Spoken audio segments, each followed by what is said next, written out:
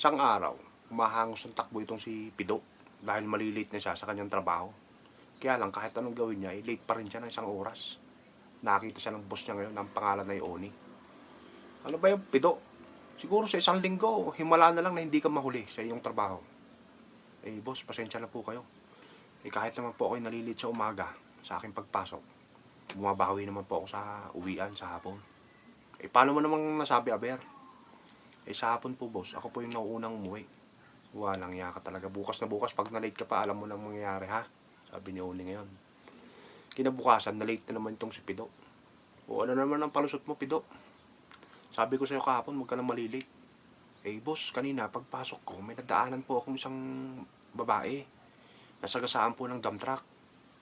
Anong nangyari? May 4 po siyang anak, boss. Ang liliit pa ng anak niya, iyak ng iyak. Kaya lang yung babae, naghihingalo pa. At ang nakakaiyak, boss, yung sinabi ng babae sa mga anak niya. Biglang nalungkot si Pito ngayon.